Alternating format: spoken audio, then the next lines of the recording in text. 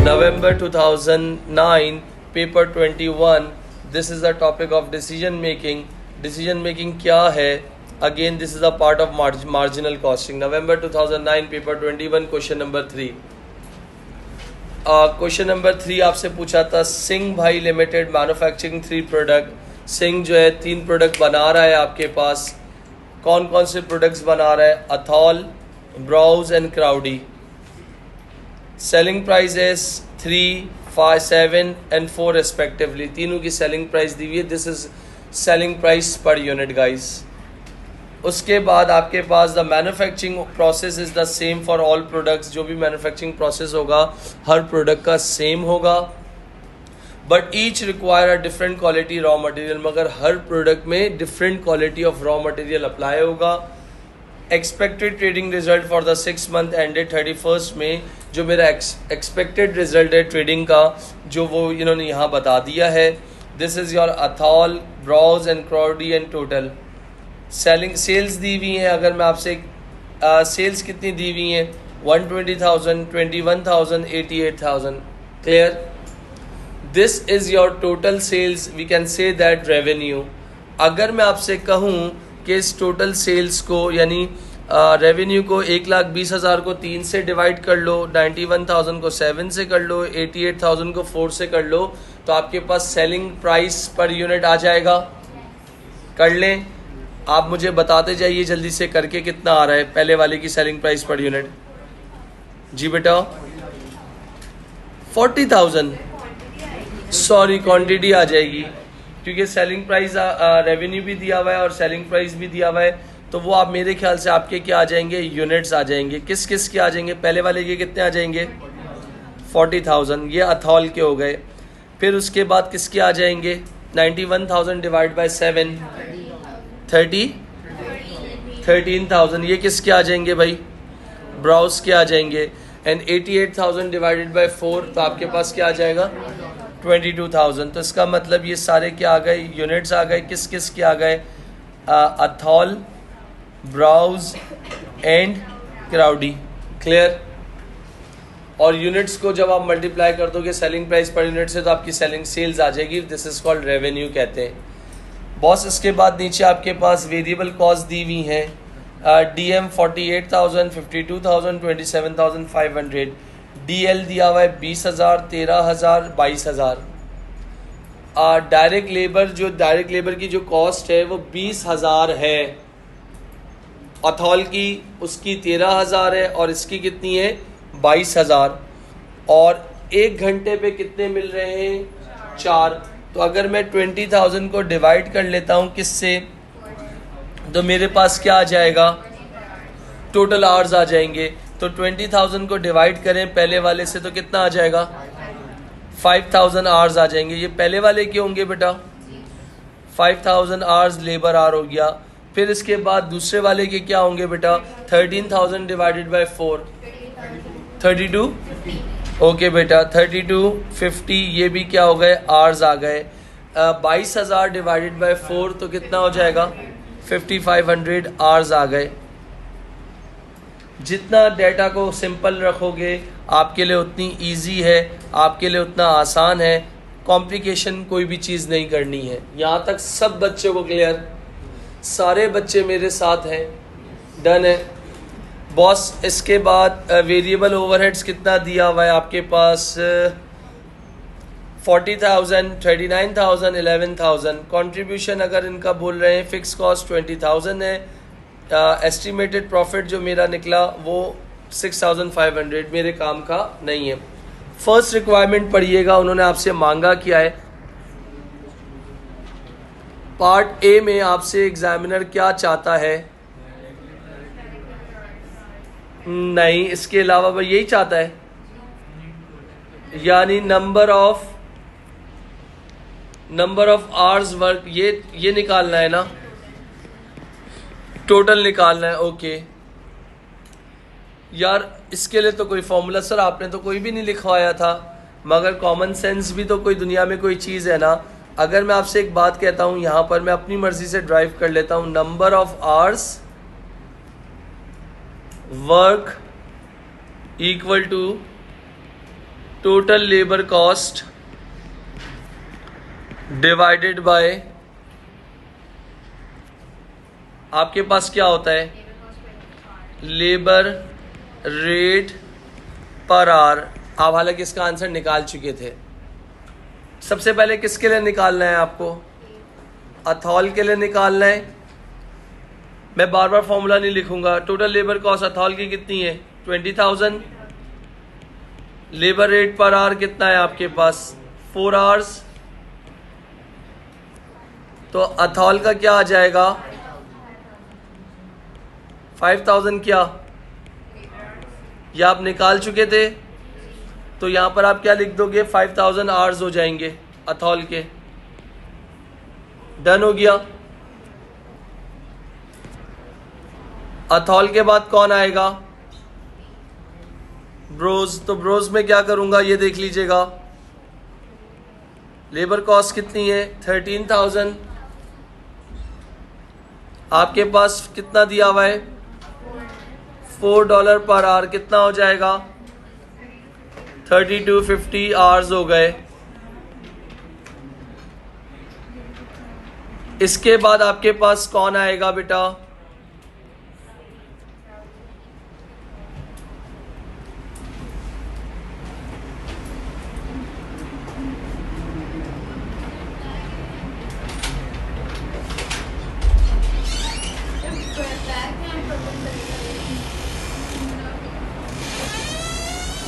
इसके बाद आपके पास यहां पर देख सकते हैं, क्राउडी की अगर बात कर रहा हूं आपके पास,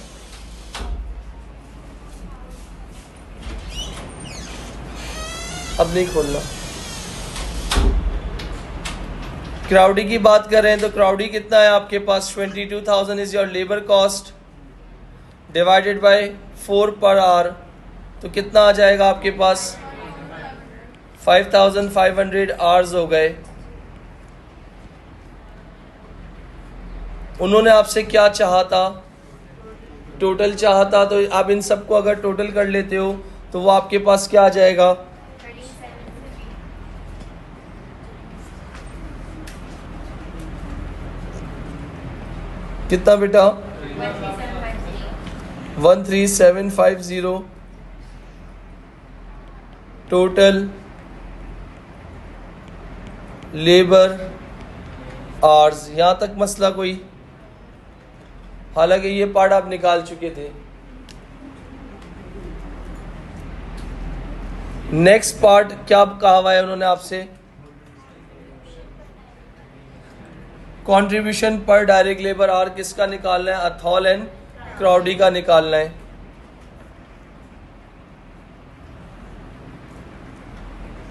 पार्ट बी,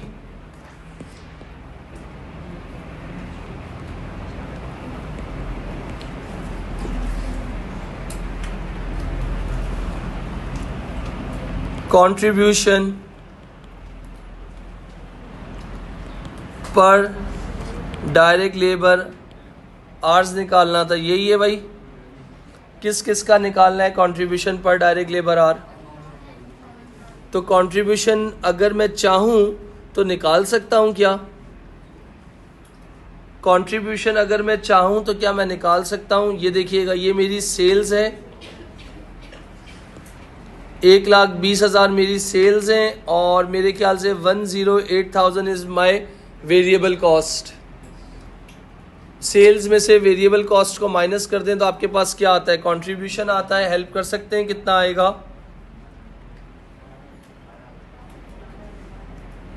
पहले वाले का कितना आ रहा है कंट्रीब्यूशन, 12,000। सेकंड वाला 91,000 और 104,000 कितना आ जाएगा,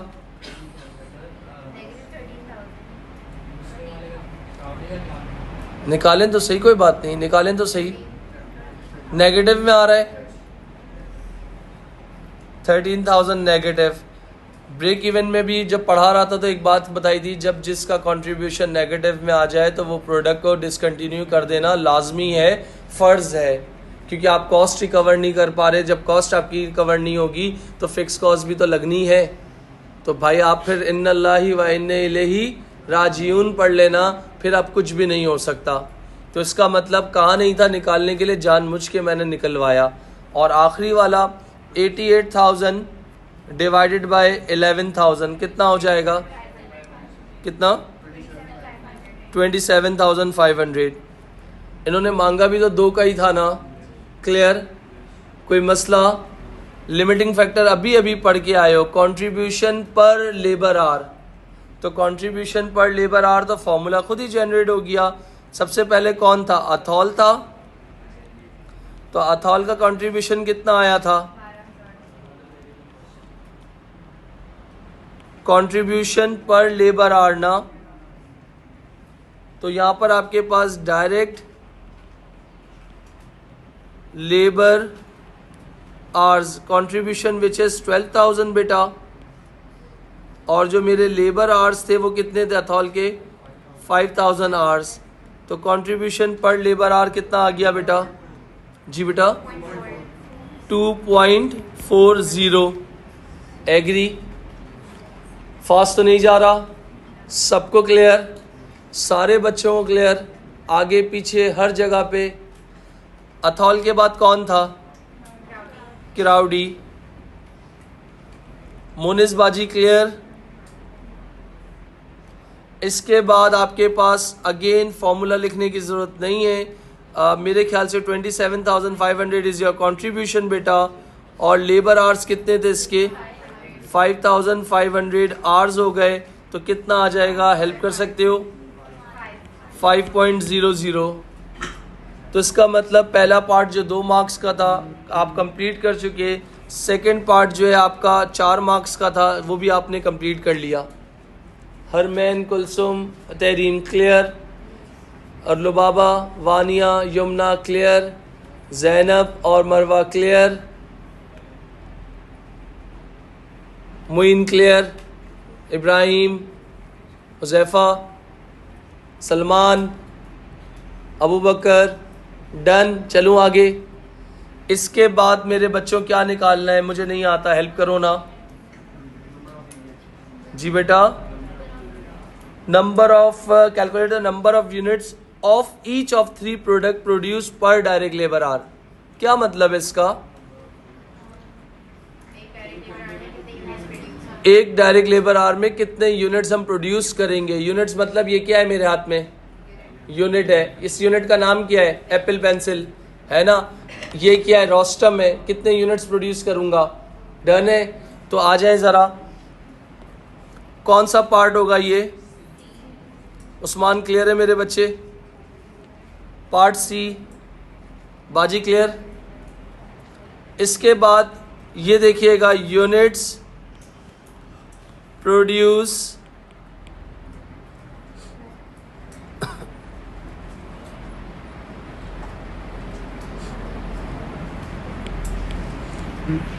चाहो तो आप इसका फॉर्मूला बना सकते हो, क्या बना सकते हो, units produce per hour equal to total number of units produced divided bye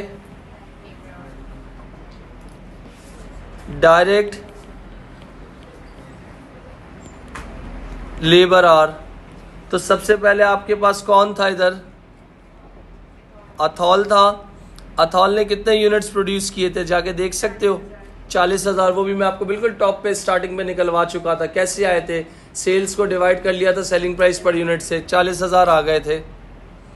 तो ये 40,000 क्या होंगे आपके टोटल यूनिट्स। आपने इतने यूनिट्स बनाए थे, कितने घंटे लगे थे बनाने में, 5,000। तो 40,000 को डिवाइड कर लो 5 से, तो कितना आ जाएगा आपके पास, 5 घंटों में कितने यूनिट्स बनेंगे, डन बेटा। अथॉल के बाद कौन था, ब्रोज। कितने यूनिट्स थे, मेरे ख्याल से 13,000 यूनिट्स।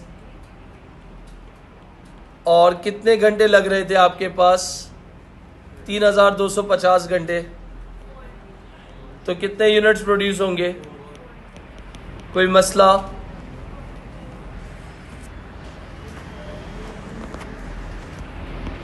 उसके बाद अगर मैं जाता हूं आपके पास क्राउडी है, क्राउडी में क्या करेंगे आप? 22,000 units, okay, divided by I think 5,500 hours, ऐसा ही था कुछ, क्या आएगा? 4 यूनिट्स। आप देख रहे हो जो मैं पहले ही बात ही बोलता था कि अगर एक मरतबा स्टेटमेंट्स कर ली, अभी भी कहीं डिसीजन मेकिंग तो शुरू ही नहीं हुआ, अभी तो आपसे वो पढ़ रहे हो स्टेटमेंट्स, ब्रेक इवन और ये सारी चीज़ें आपके पर यूनिट कॉस्ट, तो ये सारी चीज़ें आप देख रहे हो। मेरे हिसाब से तो ये सारी चीज़ें 2, 4 और ये था आपका 9 मार्क्स का फिनिश। अब आपके पास असल गेम शुरू हुआ है। Management has decided to cease production from of browse with effect from 1 June 2010। Management ने डिसाइड किया है कि किसको सीज कर दोगे? ब्राउज को सीज कर दोगे। और उन्होंने आपको कहा state why management has decided to take this action.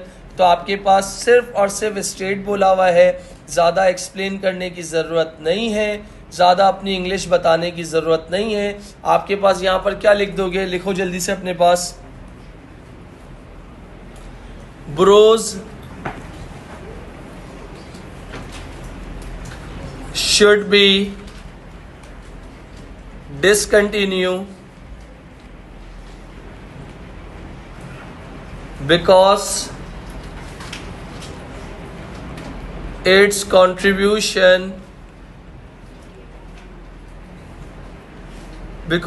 contribution is negative।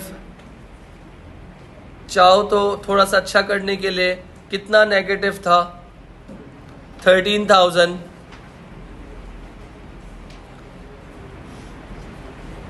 और in other words variable cost are greater than its sales value. अगर लिखना चाहो तो सही है, वरना अदरवाइज यहाँ तक भी क्लियर है। Browse should be discontinue because its contribution is negative 13,000। और in other words variable cost are greater than its sales value. लिखना चाहो तो लिख लो, वरना ओके है। और अदर वर्ड्स या in other words its variable cost are greater than its sales revenue. Done? कोई मसला? कुलसुम बेटा ओके, हरमैन क्लियर बेटा, मरवा क्लियर बेटा। इसके बाद अब आप लोगों के पास, आपने तो क्लोज कर दिया ना ड्यू टू नेगेटिव कंट्रीब्यूशन। अब आपके पास आइए क्या चेंजिंग हुई है। Part E guys which is very important. मुझे स्टेटमेंट बनानी है, तो अगर आपको कहीं भी कोई डाउट हो, कोई भी कोई मसला हो, तो आप मुझे रोक सकते हो, ताकि मैं इस स्टेटमेंट को क्या कर सकूं, कंप्लीट कर सकूं।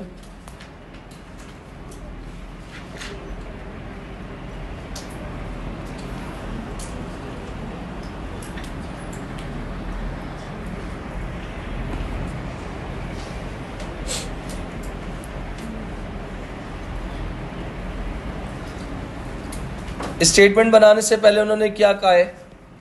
Use the information above to prepare estimated profit for the 6 month ended 30 November. Follow the layout beginning of the question. Beginning of the question में लेआउट दिया हुआ है। लेआउट मीन्स फॉर्मेट दिया हुआ है, उसी फॉर्मेट को फॉलो करते हुए स्टेटमेंट बना दो। पहले कितनी प्रोडक्ट्स थी? अथॉल, ब्राउज एंड क्राउडी। अब ब्राउज के जाने से क्या हो जाएगा? 2 रह जाएंगी। तो इसकी क्या बनानी है? स्टेटमेंट बनानी है। स्टेटमेंट क्या होती है?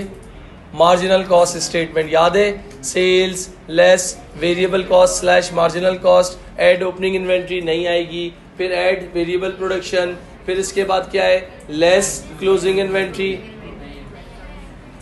सही, कोई बात नहीं। इसके बाद लेस क्लोजिंग इन्वेंट्री, सेल्स में से सारी वेरिएबल कॉस्ट माइनस करेंगे तो आपके पास कंट्रीब्यूशन आ जाएगा।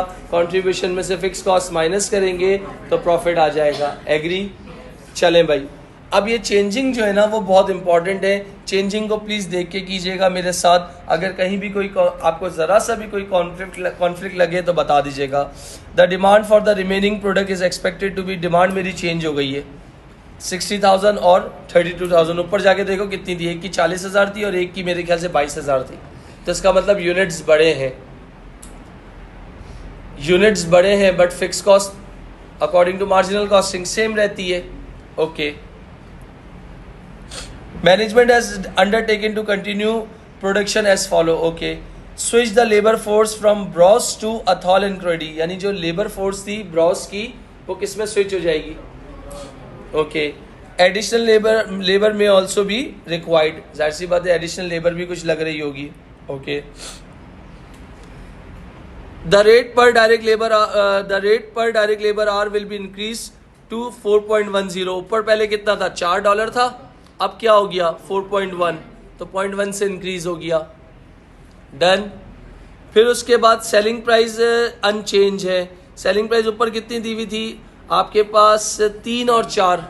डन. डायरेक्ट मटेरियल कॉस्ट वो भी अनचेंज है माशाल्लाह, वो भी चेंज नहीं हो रही. Fix cost will increase by 10%. पुरानी वाली फिक्स कॉस्ट कितनी थी दोस्तों, 20,000 थी, तो फिक्स कॉस्ट इंक्रीज हो गई 10% से. तो यार मैं अगर 20,000 का 10% निकालता हूँ तो 2,000 होगा, फिर प्लस करूँगा, बहुत अजीब लंबी नहीं होगी, तो 22,000 को 110% कर देता हूँ, तो मेरी न्यू और रिवाइज फिक्स कॉस्ट कितनी आ जाएगी.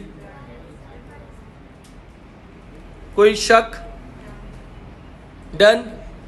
आखिरी वाला सेकंड लास्ट वाला point, the ratio of variable overheads. The ratio of variable overheads to selling price. इसका मतलब रेशियो किसका बनाना है, वेरिएबल का और सेलिंग प्राइस का. For each product will be unchange. तो ratio of variable overhead to selling price for each product will be unchanged. तो अब ये इंफॉर्मेशन थी, तो अब मैं इसको देख के क्या बना दूं, क्या बना दूंगा, स्टेटमेंट बना दूं. क्या बना सकता हूं स्टेटमेंट, कैसे बनती है, हेल्प करोगे. कौन सा पार्ट है ये,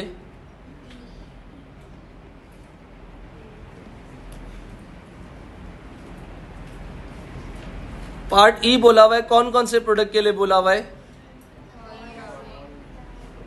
तो अगर मैं आपसे कहता हूं दिस इज अथॉल, सही है, और अगर मैं आपसे कहता हूं ये कौन हो जाएगा,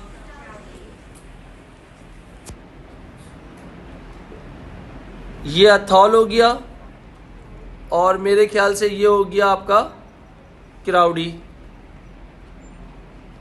अच्छा, अगर मैं अथॉल और क्राउडी की बात कर रहा हूं तो वेट कीजिएगा 1 मिनट यार.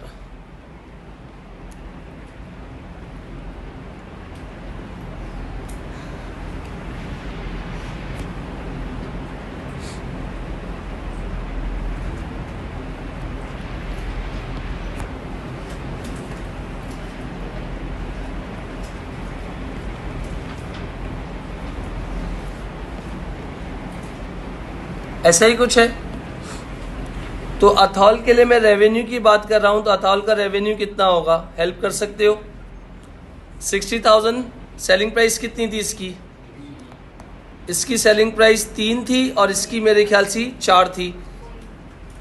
60,000 इंटू 3 कर दो जी बेटा, 180,000 कर दिया. और क्राउडी पे आ जाओ, क्राउडी की सेलिंग प्राइस कितनी थी, 32,000 यूनिट्स इंटू 4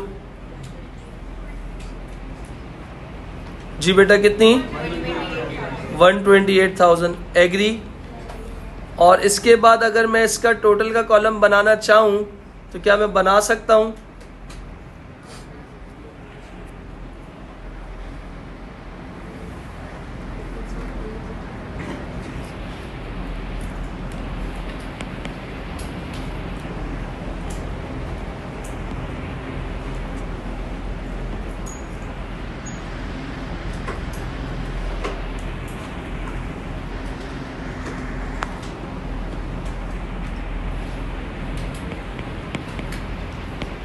टोटल कितना बता रहे हो आप लोग, 180 प्लस 128 कितना हो जाएगा, 3,08,000.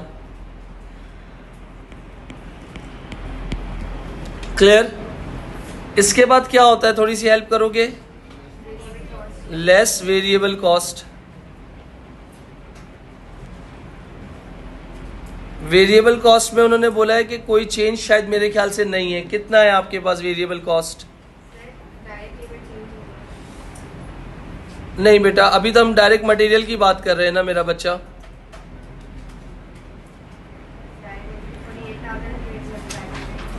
40 डायरेक्ट मटेरियल कितना आपके पास दिया हुआ है? 60,000 यूनिट्स हैं। मल्टीप्लाई बाय, किससे मल्टीप्लाई करोगे? हमें तो एक चीज उन्होंने बता दी है, क्या करेंगे? Direct material 60,000 multiply by, stuck हो गया मैं। और इन्होंने बात बोली थी direct material cost per unit will unchange. Wait करना, आंसर नहीं कहना Bushra. Direct material cost per unit will be unchange. कहाँ है direct material cost per unit? तो दी भी नहीं है, क्या करूं मैं जी? 48,000 डिवाइड बाय यूनिट। यूनिट क्या? जबरदस्त बेटा, अपने पास अनचेंज बोला है मरियम मेरा बच्चा। 48,000 is your direct material cost. एक यूनिट की कॉस्ट चाहिए 48,000। पुराने कितने यूनिट्स थे? 48,000 को डिवाइड कर लो 40,000 से, तो कितना आ जाएगा? वेट कर रहा हूं, यहां लिखवा भी रहा हूं। 48,000 डिवाइडेड बाय 40,000 कितना हो जाएगा? 1.2। और बराबर में दूसरा कौन था आप लोगों के पास? क्राउडी की कितनी थी? 27,500 डिवाइडेड बाय 22,000। 27,500 डिवाइडेड बाय 22,000 कितना आ जाएगा? 1.25। एग्री? पक्का? अनचेंज बोला था, तो 60,000 को मल्टीप्लाई कर लो 1.2 से, तो क्या आंसर आ जाएगा? 60,000 यूनिट्स मल्टीप्लाई बाय 1.2, 72,000। जबरदस्त। बराबर में कितने यूनिट्स हो गए थे 60 की जगह? 32,000। 32,000 मल्टीप्लाई बाय 1.25, हेल्प कर सकते हो? कितना हो जाएगा जी बेटा? 40,000। और अगर आप इनका टोटल अभी फिलहाल करने की जरूरत नहीं है। डीएम के बाद क्या आ गया? डीएल में कुछ बोला था 4.1, वो तो डायरेक्ट गिवन कर दी थी। तो इसका मतलब कितने आपके पास? अब ये जो 60,000 थे ना, वो यूनिट्स थे, मगर लेबर किस में दिया हुआ है? लेबर का यूनिट क्या है? आवर्स हैं। तो ऊपर जाके देख सकते हैं अथॉल के कितने घंटे निकले थे? 5,000 निकले थे, यही थे आपके पास। तो 5,000 घंटे काम करूंगा, एक घंटे पे कितना मिलेगा? 4.10। हेल्प कर सकते हो? कितना बेटा? नहीं, 5,000 यूनिट्स। जी बेटा, किस में बेटा?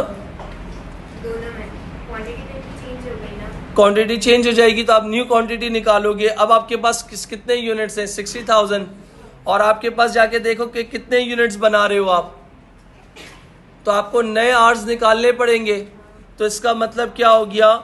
यहां पर 60,000 यूनिट्स हैं, डिवाइडेड बाय कितने यूनिट्स बना रहे हो आप? 8 यूनिट्स करो, कितना हो गया? 7,500 हो गया। उसको मल्टीप्लाई कर लो किससे? 4.10 से, कितना हो जाएगा? 30750। ये बात क्लियर? डन। बराबर में आ जाओ, कितने यूनिट्स थे आपके पास? 32,000 यूनिट्स हैं। और 32,000 यूनिट्स में आप कितने यूनिट्स बनेंगे आपके पास? 4 यूनिट्स। तो कितने आवर्स आ जाएंगे आपके पास? कितने बेटा? 8,000 इंटू 0.41 कितना बेटा? 32,800। यहां तक क्लियर? इसके बाद अगर आप चाहो तो इनका टोटल भी कर लो, कितना बनेगा मुझे बता सकते हो? 40,000 और 70,000 कितना बन रहा है? 72,000 कितना बन रहा है टोटल? 112,000। इसके बाद 30,750 प्लस 32,800 कितना बन रहा है टोटल? 63,550। अच्छा, और कोई कॉस्ट है इसके बाद? वेरिएबल ओवरहेड्स वेरिएबल ओवरहेड्स में क्या करोगे? वेरिएबल ओवरहेड में रेशियो निकालना है। कैसे निकालोगे रेशियो? उस लाइन को जाके गो थ्रू करो जल्दी से। आपके पास न्यू सेलिंग प्राइस कितनी है? नहीं, आपके पास न्यू सेल्स कितनी आई थी? 180,000 थी। और आपके पास पुराने वाले यूनिट्स कितने थे? कुछ 40,000 थे। और पुरानी सेलिंग प्राइस कितनी थी? पुरानी सेल्स कितनी थी? उन्होंने आपसे यही कहा है ना भाई, आपको तो सिर्फ और सिर्फ क्या करना है, यहाँ पर वेरिएबल ओवरहेड्स पे आ जाइए जल्दी से, क्विकली। अगर मैं आपसे सिर्फ सिंपल कह रहा हूं 180,000 मल्टीप्लाई बाय नई सेल्स कितनी है आपके पास? पुरानी सेल्स कितनी है? 120,000। और क्या दिया हुआ है आपके पास? The ratio of variable overhead to selling price for each product will be unchange. तो 80,000 डिवाइडेड बाय 120,000 करो, कितना आता है आपके पास? जी बेटा 1.5। और मल्टीप्लाई कर दो आपके पास 40,000 से, कितना आ रहा है चेक करो।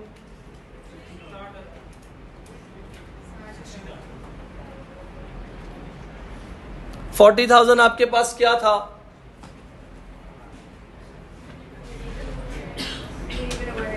डन हो गया। रेशियो बनाना था, कैसे बनाया? आपके पास आपके पास न्यू सेल्स कितनी थी? 180,000। पुरानी कितनी थी? 120,000। रेशियो आ गया। मल्टीप्लाई बाय किससे करना था? वेरिएबल ओवरहेड से, जो कि कितना दिया हुआ था? 40,000। क्या आंसर आ जाएगा? 60,000। बराबर में आप आ जाओ, नई सेल्स कितनी है आपके पास? 128,000। पुरानी सेल्स कितनी है जाके देखिए? 88,000। मल्टीप्लाई बाय वेरिएबल ओवरहेड्स कितने हैं आपके पास? 11,000। कितना आ जाएगा बेटा? कितना बेटा?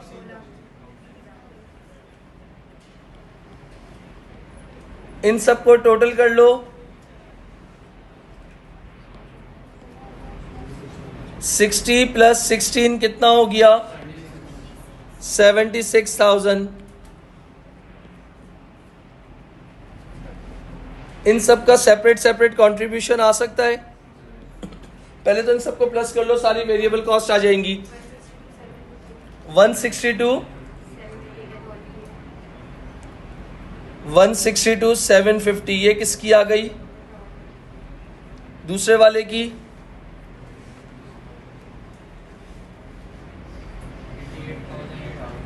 88,800 ये दूसरे का आ गया। और इन दोनों को आप प्लस कर लो जरा, कितना बनेगा? 162,750 प्लस 88,800 प्लस कर लो, कितना बनेगा?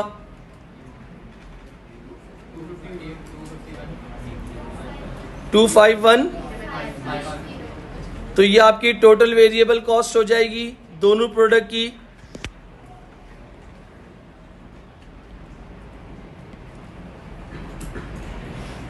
अगर सेल्स में से मेरे पास टोटल वेरिएबल कॉस्ट आप निकाल देते हो तो आपके पास कंट्रीब्यूशन कितना आ जाएगा, बता सकते हो? एक मिनट, कंट्रीब्यूशन कितना आ जाएगा? पहले वाले का बता रही हो? 17,250। दूसरे वाले का 39,200। और इनका टोटल कंट्रीब्यूशन कितना आ जाएगा?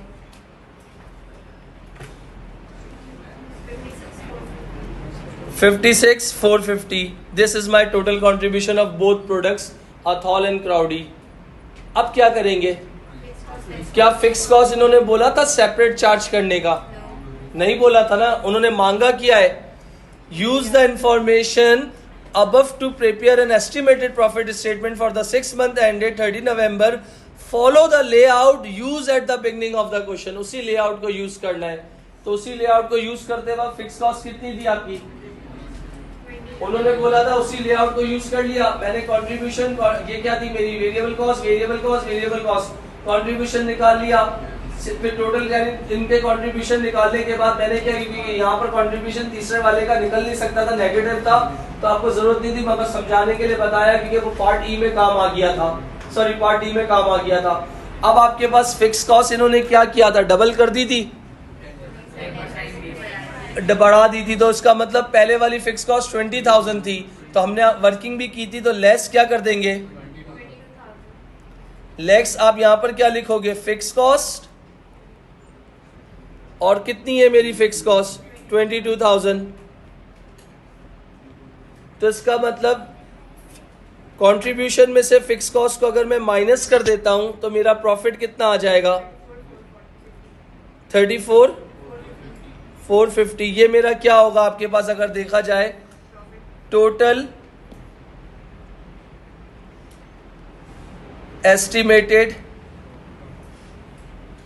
प्रॉफिट किसका, अथॉल एंड, अगर हम तीनों प्रोडक्ट लगाते तो मेरा प्रॉफिट कितना आ रहा था, और अगर मैंने इसकी प्रोडक्शन को सीज कर दिया, बंद कर दिया, तो मेरा प्रॉफिट क्या हो गया, कैसे बढ़ गया, क्योंकि यूनिट्स इन दोनों के बड़े होंगे, तो मगर मार्जिनल कॉस्टिंग में उन्होंने कहा था, इन्होंने बात कह दी कि फिक्स कॉस्ट जो है 10% से बड़ी थी, तो टोटल ओवरऑल प्रॉफिट आपके पास कितना आ गया।